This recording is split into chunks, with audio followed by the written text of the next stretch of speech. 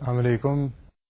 My name is Mohammad Ali. I am here to teach an introduction to cultural anthropology. And cultural anthropology is a course being taught within the Department of Sociology at Virtual University. Today I'm going to be spending most of the time trying to familiarize you people with the basic idea of cultural anthropology, the various issues that are going to be covered in the entire course, and essentially what cultural anthropology means.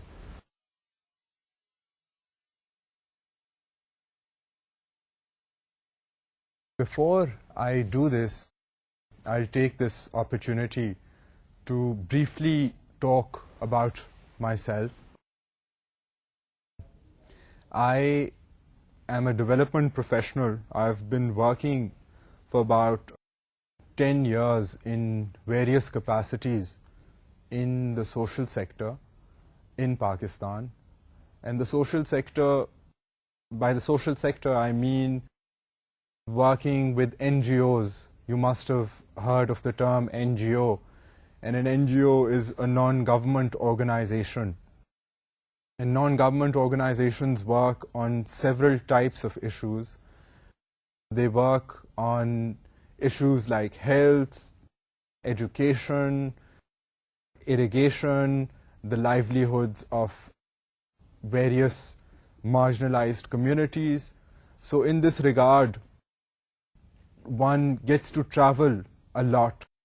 I have personally traveled across all parts of the country and seen a lot of the circumstances and a lot of the issues and the problems that face different types of people and different types of communities in our country. And I also do write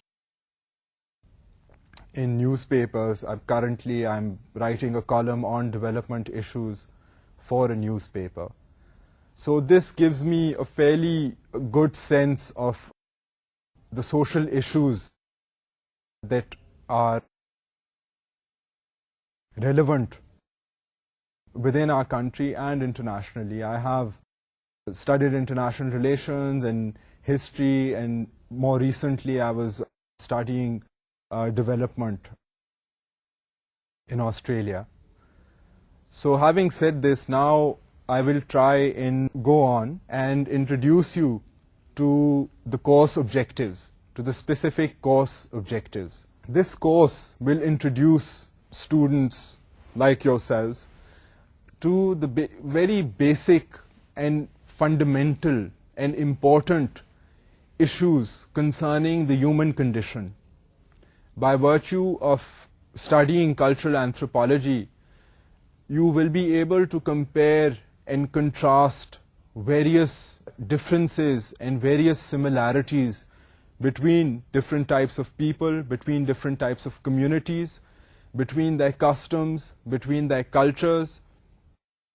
And in subsequent sessions of this course, we will try and look at the theory, the underlying theory and the methodology by virtue of which you can do that, and also look at the circumstances, the actual circumstances themselves. Some of the major issues that we will cover in this course is looking at, for example, at the idea of nationalism. What is nationalism? Looking at the idea of ideology, looking at the idea of political control, social control, looking at the idea of race, looking at the idea of ethnicity. We will look at other important phenomena which are important not only for people in our own country, but for people across the globe. And we will also look at issues that have been relevant not only in the present, but in the past, and how that relevance, how that importance has changed over time.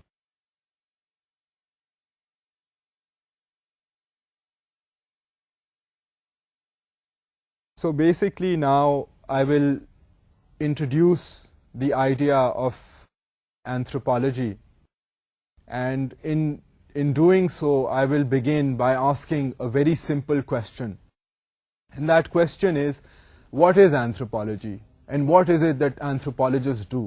मतलब कि anthropology है क्या, और एक जो anthropologist, अगर हम किसी को anthropologist बुलाएं तो anthropologist करता क्या है? सिंपली अगर आप इसकी लफ्ज की मीनिंग को देखें तो एंथ्रोपोलॉजी जो है ये ग्रीक जुबान से लफ्ज निकला है. ये दो वर्ड्स पर मुश्तमिल है. एक है एंथ्रोपोस, जो ग्रीक में एंथ्रोपोस कहते थे ह्यूमन को, एंड दूसरा लफ्ज है लोगोस. लोगोस जो है वो कहते हैं स्टडी को. तो इन दोनों लफ्जों को जब मिलाते हैं तो एंथ्रोपोस एंड लोगोस से लफ्ज बन गया एंथ्रोपोलॉजी. सो एंथ्रोपोलॉजी का मतलब है to study human beings. Now anthropology and anthropologists, in answering the question, what do anthropologists do, what does anthropology do, in trying to answer that question, हम basically ये कह सकते हैं most primarily, most fundamentally, most basically, anthropologists और anthropology जो हैं वो जो इंसानियत की condition है, जो human condition है, उसको study कर रहे हैं. They are trying to realize and trying to understand essentially what it means to be a human being. What are human beings all about? So how do they live? What values they have? What types of cultures they create for themselves? And essentially behind all this difference, what essentially does it mean to be a human being? Now you can imagine, I mean, this is no small undertaking. I mean, to try to understand what a human being is, I mean, is not an easy venture. I mean, this is something that is not only interesting in the sense that we as human beings are trying to understand who we ourselves are, but also the fact that we have to try and understand this issue in its entirety. So we have to look at the idea of humanity, of the human condition as it has evolved over time. We have to also look at the different types of human behavior that exist in the world today. अगर आप आज अखबार उठा के देखें तो आप देखेंगे कि दुनिया में क्या, आप अपने मुल्क में देख लें, अपने सूबे में देख लें, अपने शहर में देख लें, तो हजारों लाखों किस्म के लाइफस्टाइल्स हैं. लोग जो हैं उनकी बिलीफ्स डिफरेंट हैं, the way they dress is different, the way they talk is different, and these are all people who are supposedly Lahorites who live in Lahore, और पाकिस्तानीज और Muslims, and yet within this homogeneous group, this similar group, you know, a group with a similar identity, you get all these differences. So trying to understand something like this is not easy. It sounds simple that, oh, अच्छा anthropologist क्या कर रहा है, वो तो सिर्फ देख रहा है कि इंसान क्या है, वो तो हम सबको पता था, हम खुद हैं ही इंसान. But there's more to it than meets the eye. इसमें एंथ्रोपोलॉजी की स्टडी में बेसिकली सबसे पहली चीज़ जो आपको जहन में रखनी पड़ेगी वो ये है कि एंथ्रोपोलॉजी जो है वो एक मल्टी डिसिप्लिनरी सब्जेक्ट है. मल्टी डिसिप्लिनरी इस तरह के ये कई एकेडमिक सब्जेक्ट्स, कई एकेडमिक प्रिंसिपल्स के ऊपर बेस्ड है. एंथ्रोपोलॉजी क्योंकि इसका स्कोप जो है वो इतना एम्बिशियस है, इतना ब्रॉड है, इतना वसी है, that it cannot be based on a mathematical formula. It cannot be based on a particular small branch. It has to have an integrative, a very large approach. It has to rely on different disciplines, different academic disciplines. And इसके जो anthropology के जो theorists हैं, जो writers हैं, experts हैं anthropology के, वो ये कहते हैं कि एंथ्रोपोलॉजी जो है वो दरअसल एक ब्रिज का काम करती है, और वो ब्रिज का काम करती है bye bridging the gap between the humanities, which is a cluster of subjects. So anthropology bridges the gap between the social sciences, between the humanities, and between the natural sciences. Let me try to explain to you through the slide how anthropology attempts to do this. Studies of folklore, art, values, and beliefs are humanistic in nature. Now, essentially, anthropology, when it looks at at traits of human behavior, of particular types of behaviors that human beings engage in, for example, the values they have, for example, the art they create, for example, the folklore that societies spin around themselves, these are all subjects that concern the humanities. So in this sense, anthropology is a subject that looks at the humanities. The second area that anthropology looks at is studies social stratification. It looks at comparative political systems and means of distribution, which involve social sciences like political science, economics, and sociology. Now, within anthropology, there is this trend to look at the social structures that are created within the field. So anthropologists will be concerned with issues of economics, with issues of political science, and these are looking at the larger processes that govern human behavior. So in this sense, anthropology provides a gap, a bridging gap between the humanities and between the social sciences. It also studies or compares human anatomies, for example, and in doing so it uses things like carbon dating, which involves natural sciences like chemistry, like biology. Now, carbon dating is biological, scientific technique which looks at the erosion of carbon within living beings, and by looking at the amount of carbon which has eroded from living beings, it can determine their age. Now, as you can imagine, this is a fairly technical kind of a venture, and anthropologists, when they have to look at human behavior and human ways of being in the past, they often rely on things like carbon dating.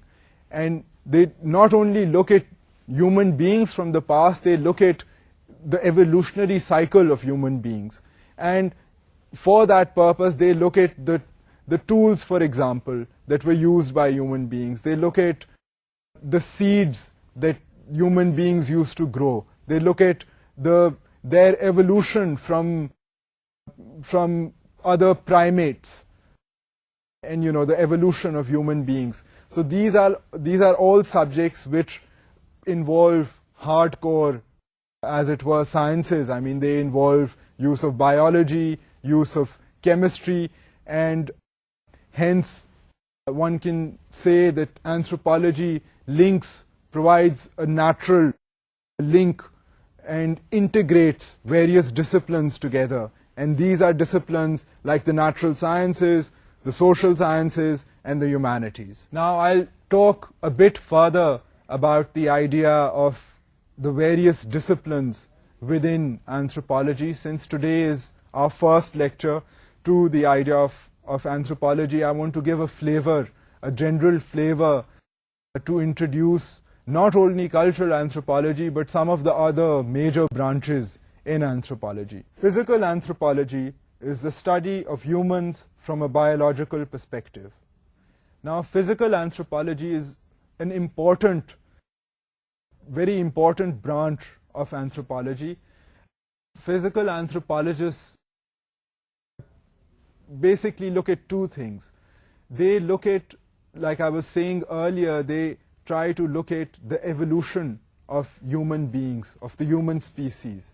How over thousands and possibly millions of years ago, how human beings slowly evolved from other primates to take the form of the current Homo sapien that stands here before you. Now, this is a scientific theory called the evolutionary theory. And scientists who look at basically bones by carbon dating them, by analyzing them, are called paleontologists. So paleontologists, physical anthropologists who look at the evolution of human beings, of how human beings have evolved over time from a scientific viewpoint. And in this regard, one has to realize that anthropologists are basically concerned with the environmental and the cultural factors that led to the evolution of human beings. And this differentiates them from biologists, from evolutionary biologists. Since they are anthropologists, they will be looking at the environment within which human beings evolved, how that environment influenced the way that they evolved. Then another branch, I mean, you can see I hope you are getting a sense of the vastness of this subject of anthropology. And to add to that, I'm still talking about the idea of anthropology from a biological perspective. There is, within this branch, this one branch, there is also a field of specialization in which anthropologists don't look at human evolution over time. They look at human beings as they exist right here and right now. And they try to see that within human beings, within the human species, why is it that there are biological differences? For example, the Chinese adult has difficulty digesting milk. This is a scientific fact. The Aborigines community in Australia you will not find any Aboriginal, indigenous Australian who has the blood type O. This is a scientific fact. So these are the issues that exist in the world of today, in human beings today. I mean, these are differences between the Chinese, between the Aborigines, and between other types of people. These are biological differences that are currently found in the world today. And anthropologists are concerned by these issues. I mean, they wonder and they try to investigate what environmental factors, what cultural evolutionary factors make certain people different biologically. I mean, one glaring example that we are all familiar with is the color of skin. I mean, why is it that certain people have darker skin and other people have lighter skin and different types of hair and different types of eye color?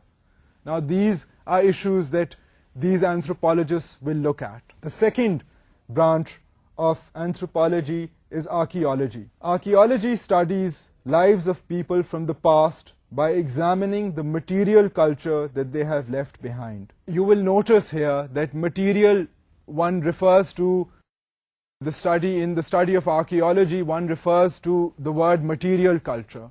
What is material culture? Material culture are things that human beings have left behind, physical things. For example, the types of clothes they wore, the types of tools they used, the jewelry that the women wore, the weapons that the men had, the types of seeds that were planted, their physical infrastructure of their cities, of their towns, their places of worship. And these things are found by archaeologists when they excavate sites. I mean, in Pakistan we have tremendous archaeological treasures. I mean, we have Harappa, we have Mohenjo-daro, we have Taxila in Taxila district in Rawalpindi. And in Taxila Tehsil in Rawalpindi district. And Taxila is an amazing example of the Gandhara civilization, which archaeologists from around the world have studied, and they have found within Taxila an intermingling of Hellenistic and Buddhist cultures. Hellenistic cultures are those that came from Greece by virtue of Alexander the Great, and Buddhism, as you know, was very much prevalent in the region, spread by one of the Hindu kings in the area about 3,000 years ago, whose name was Ashoka. So these are material objects that archaeologists look at, and they try to see how human beings have used to live. And from these material objects, I mean, sometimes they're lucky enough to find writings. Often writings are not readily found if archaeologists excavate certain sites. But in cases where writings are there, like in Egypt, I mean, that makes it easier for them. And by virtue of these physical things, the archaeologists are also able to make assessments regarding non-material aspects of human behavior. They can get a fairly good idea of the level of understanding of the types of beliefs that certain different types of people used to hold by virtue of looking at their material culture. So this is again a rich and fairly complex branch of anthropology. The next branch is that of anthropological linguistics, which studies human speech and human language. Now, anthropological linguistics is also divided into various sub-branches. I mean, there are anthropological linguists who will look at the historical aspect of language. They will look at how language has evolved over time. I mean, language is essentially a very significant part of our humanity, since it allows us to communicate symbolically with other people, and not many other species can even do that, even at a very basic level. And language, of course, is fairly complex. So historical linguists will look at the idea of language evolving alongside the evolution of human beings. Then there are linguists who actually study the rules and the principles and the structures and the grammatical and linguistic principles by which language can be commonly understood by all those who speak that language. And it tries to see how different language systems vary. Then there are linguists within the field of anthropology who will look at language and its interaction with social environments, how language is used in particular settings, in particular situations. I mean, we, for example, in Pakistan, we have several forms of address when we are communicating with people, depending on who that person is. I mean, and that level of communication can range from, in terms of verb usage, can range from use of aap, tum, tu, which is completely informal. And the French similarly have a distinction when they're trying to talk formally, they use the verb vous, and when they're trying to talk informally, they use the verb te. So similarly, there are other cultures that have various ways of talking and use language in a situational manner.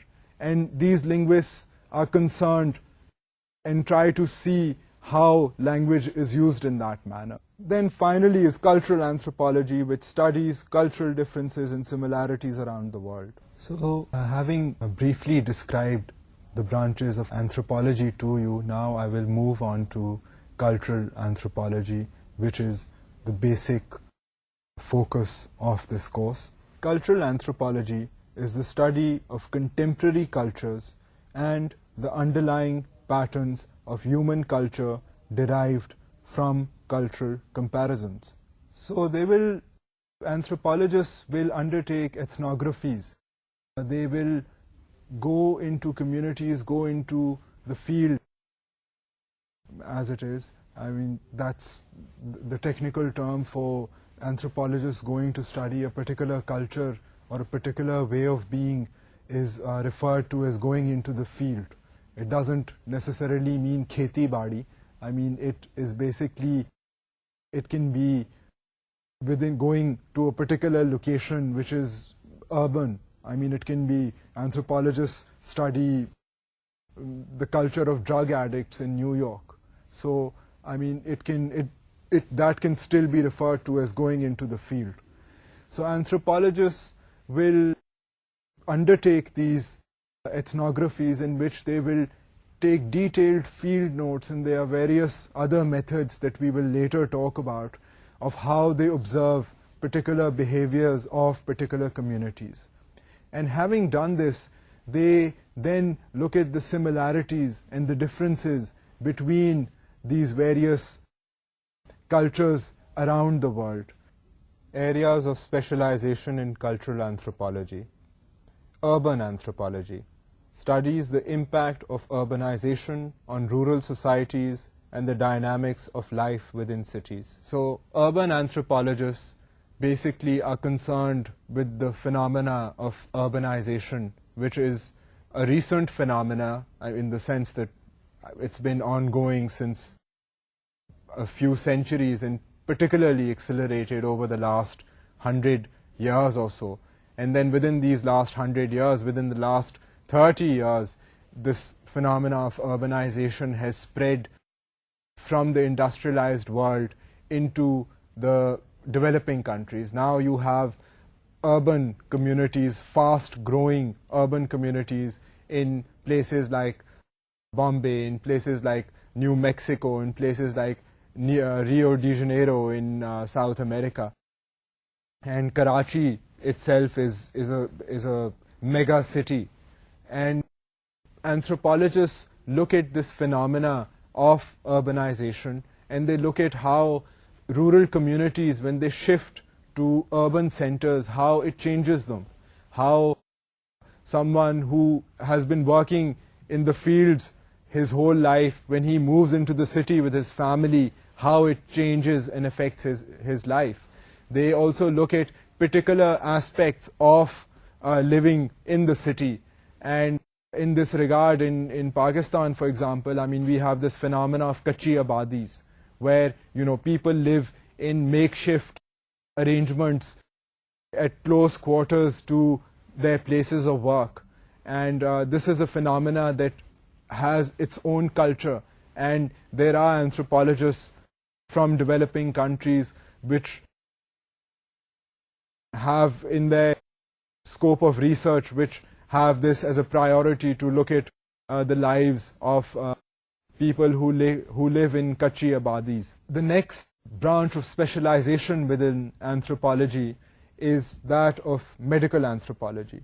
Medical anthropologists study biological and socio-cultural factors that affect health or prevalence of illness or disease in human societies.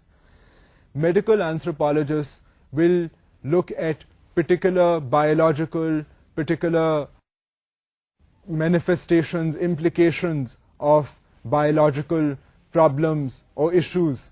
And to give you an example of this, take the issue of female mortality, the death of females, or the issue of young girls dying at an early age, of infant mortality, and the gender bias within that, of young females tending to die more frequently than boys. I mean, this is an issue that has implications in terms of nutritional intake. I mean, हमारे मुल्क में, हमारे जैसे और गरीब मुल्कों में ये अक्सर होता है कि वालिदैन गुर्बत की वजह से उनके पास अपने बच्चों को खाना खिलाने के लिए पैसे नहीं होते, और जब उनके 6-7 बच्चे हों तो ये टेंडेंसी होती है कि जो लड़के हैं उनको जो खुराक है वो फिर भी कहीं ना कहीं से थोड़ी बहुत जो खुराक है वो उनको शायद ज़्यादा मिल जाती है. And as a result females are denied, unfortunately denied valuable, vital, necessary nutrition, which can sometimes even lead to death. So these are issues that a medical anthropologist will very much be concerned with. The next branch of anthropology concerns education.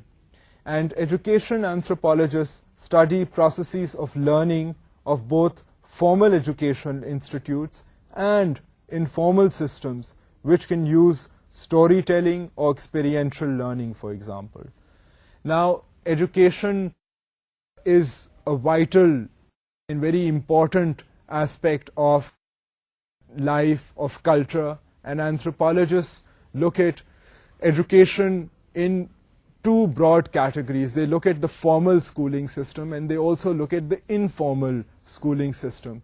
I mean, there are countries, ours included, which has a literacy rate of about 40%. I mean, where there are thousands of villages across the country that don't have primary schools, where there are alternative means of imparting knowledge, of sharing knowledge with their offspring. I mean, children, if they don't go to school, doesn't necessarily mean don't pick up any life skills. It doesn't mean that they are completely devoid of knowledge. अगर एक बच्चा school नहीं जाता तो हालांकि वो literate नहीं होगा, उसके पास फंक्शनल लिटरेसी नहीं होगी, वो दफ्तर में काम नहीं कर सकता एज अ ऑफिस वर्कर, मगर इसका ये मतलब तो नहीं है कि वो इंसान ही नहीं है, वो उसको किसी चीज की समझ ही नहीं है. सो ये कई जो इनफॉर्मल सिस्टम्स हैं ऑफ इम्पार्टिंग नॉलेज, एंड उसमें कई बड़ी टेक्निकल स्किल्स भी सिखाई जाती हैं. जो शागिर्दी का सिस्टम है हमारे मुल्क में, वो उसमें आर्टिजन्स, बड़े बड़े फनकार जो हैं, वो शागिर्दी के सिस्टम से नॉलेज उन्होंने हासिल किया है. एंड उनका दुनिया में, हमारे मुल्क में नहीं तो बाहर की दुनिया में उनका एक रुतबा है. एंड इसी तरह और there are indigenous communities around the world which have impart functional life coping skills. In Tanzania, for example, there are hunting tribes which interact with peers, which interact with elders to learn and acquire hunting skills which are necessary to live, to eat. So these are informal educational systems. In a formal educational system, anthropologists will essentially go and look at the administrative structure, look at the teachers, look at the teachers' interaction with the students, look at the educational policies which affect the state of education, the state of literacy. And hence, educational anthropology is a very important branch of cultural anthropology. The next branch of anthropology that is important and which we will talk about in the future is that of economic anthropology. And economic anthropology studies how goods and services are produced, distributed, and consumed within different cultural contexts. So, economic anthropologists look at the means by which the division of labor takes place, how particular types of people get assigned to do particular types of jobs. I mean, one obvious example in this regard from past history is that of the caste system in India, which used to assign particular functions, that of a warrior, that of a worshipper, that of someone who was considered to be an untouchable, to birthright. So people born into a particular household had to perform a particular type of a task, a particular type of a duty. And this is an issue which we will take up in subsequent lectures. But economic anthropology looks at these types of issues. It also looks at more current issues. I mean, you can, for example, you can consider the case of globalization, which is a very important and much talked about topic in the media, on television, and essentially an economic anthropologist can look at the idea of globalization or a policy within globalization, let's say liberalization, the policy of liberalization and the effect of liberalization on the economic policies of a particular developing country, let's say Pakistan. So an economic anthropologist could study the effect of economic liberalization on the condition of rural women, on the condition of rural local livelihoods, how a local producer who undertakes embroidery, for example, how her life is affected by import of cheap machine-made clothes from China. So that is a subject for an economic anthropologist to consider.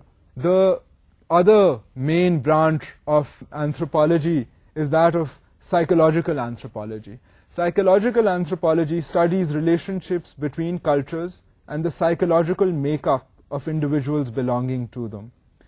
Now, psychological anthropology was basically, it came into fashion in the United States at the time of the Second World War. And the American anthropologists undertook these national character studies. They tried to study the psyche of the Japanese, of the Russians, in an attempt to get to know the enemy, as it were. And essentially, this branch is still in existence. I mean, it looks at the implications of culture on the psyche of individuals, how particular cultures mold the psychological ways of thinking, patterns of behavior of individuals who belong to those cultures. So this is again a very interesting and a very important field of study within cultural anthropology. Now, cultural anthropology, as you can now imagine, I mean, we have in this introductory first lecture, we have covered a lot of ground. I mean, we've tried to give various examples of how cultural anthropology is important and how it is a part of everyday life.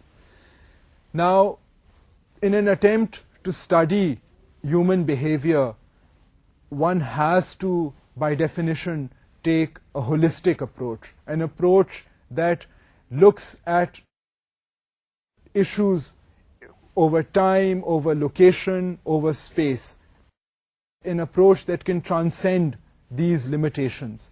So cultural anthropologists consider influences of nature and nurture across all locations and across different periods of time.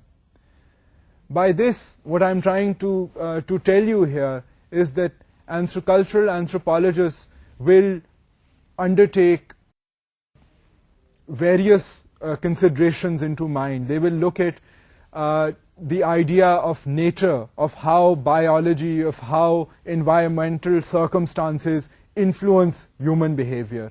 They will also look at how nurture, of how our parents, of how the social institutions like educational institutions, political institutions, governments, how they influence human behavior. So they look at both nature and nurture.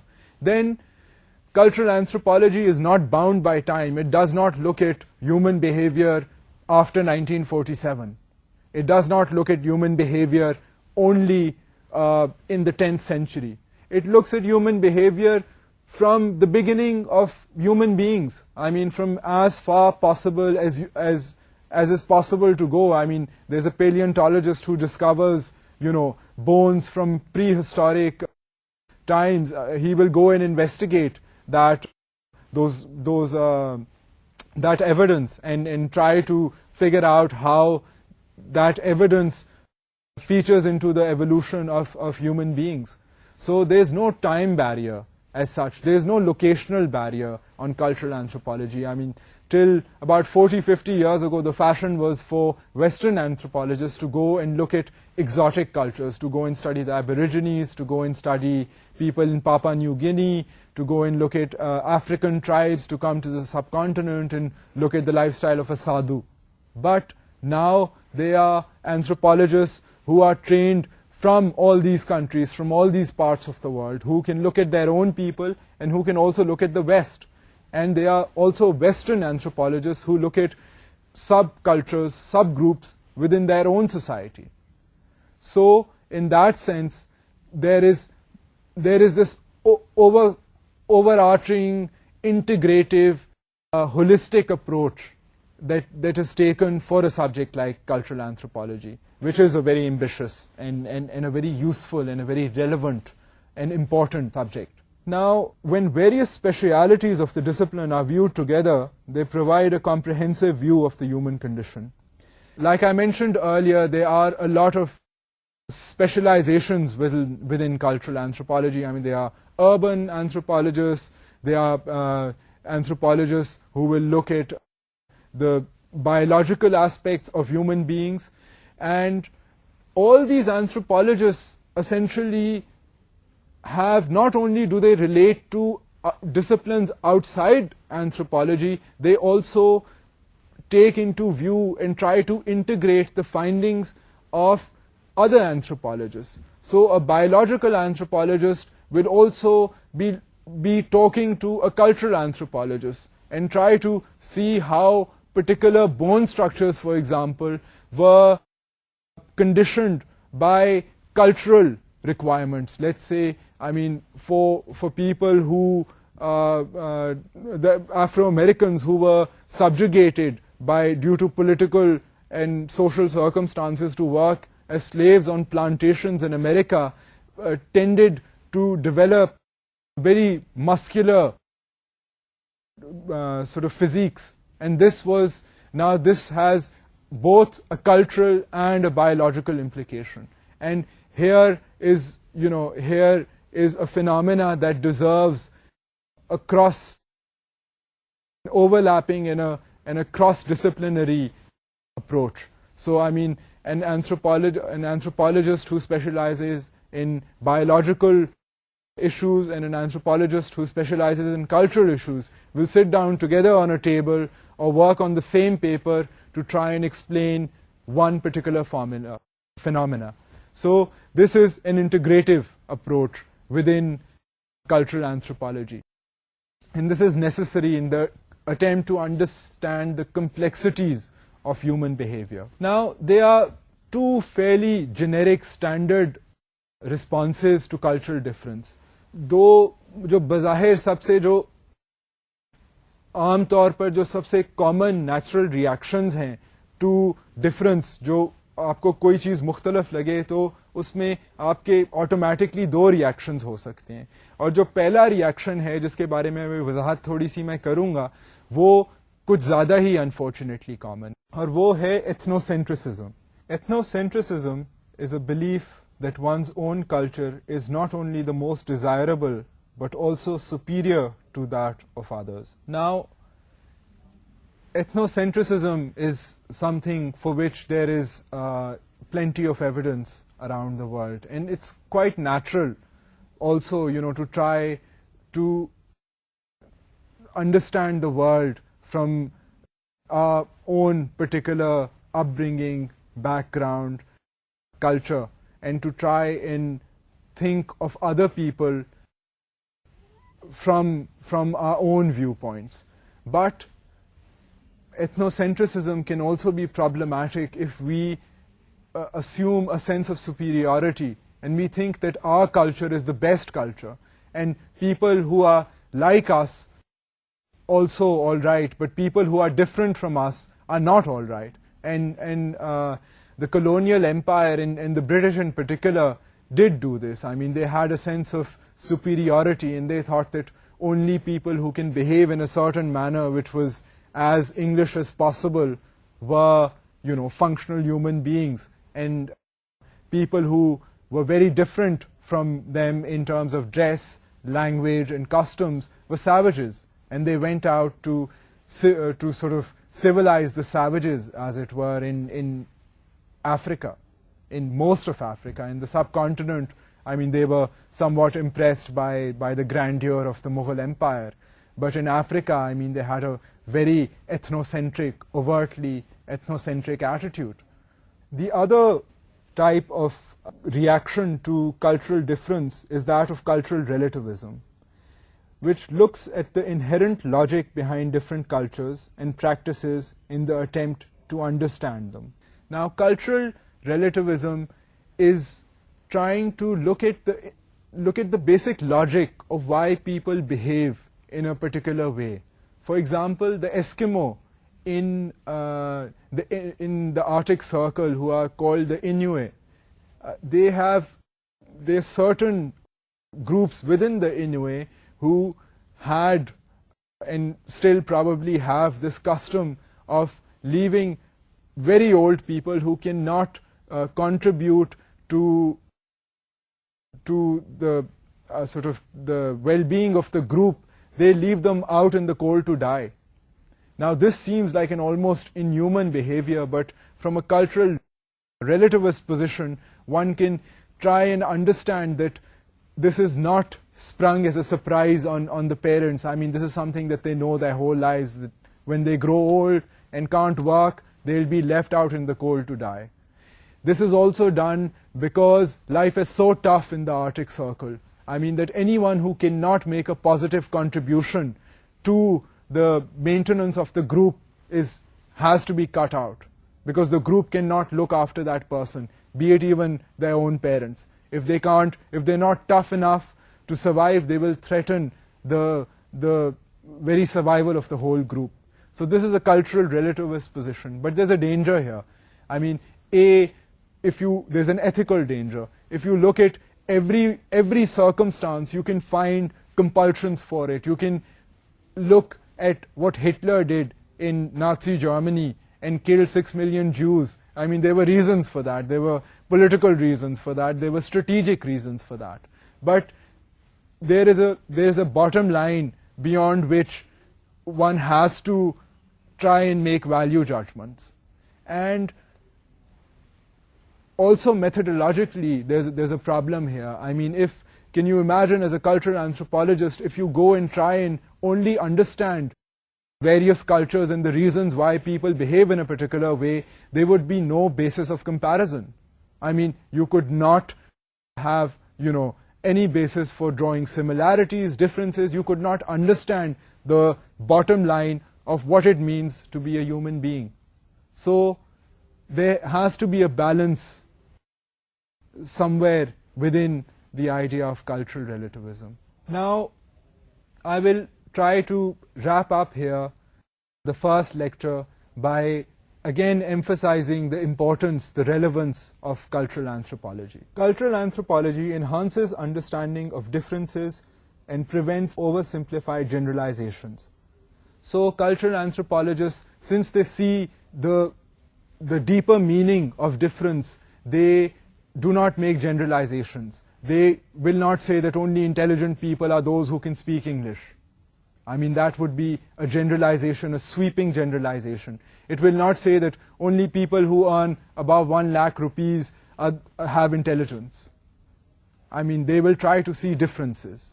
By studying cultural anthropology, you can get self-knowledge about how you think, about your own values, about your own behavior. And this is also necessary. I mean, when one looks at various cultures and various ways of being, you can reflect upon your own circumstances and what you think for yourself, and you can be a more informed person and be able to see where you are coming from in a much more interesting and insightful manner. Cultural anthropology develops cognitive complexity through integration and differentiation. Integration and differentiation basically means that it allows people to look at the holistic, the entire picture. It allows them to look at all the circumstances which lead to a particular behavior. It looks at socio-cultural, political processes by which poverty of a particular person exists. And also it can look at the poverty of a particular person as a symptom of larger political, economic, socio-cultural circumstances. So it allows you to look at the sums and to look at the bigger picture and the difference between the two. Cultural anthropology, finally, which brings me to the conclusion of the lecture, facilitates meaningful interaction with other cultures and subcultures. So in our current world, given the amount of difference that exists in our world, it is very necessary for us to be able to try and understand other cultures, to try and understand the subcultures which exist within our own societies. And with the phenomena of globalization, this is a skill, a very useful skill that can make us much more functional, much more productive citizens of the world. So I would again urge you to pay attention to this course, and I hope that I have been able to convince you of the relevance of cultural anthropology. And with this, I will wrap up the first session for today, and I hope that I have given you enough substance to think about, and I hope that you were able to understand and enjoy this first lecture. And I thank you for your time, and Khuda Hafiz.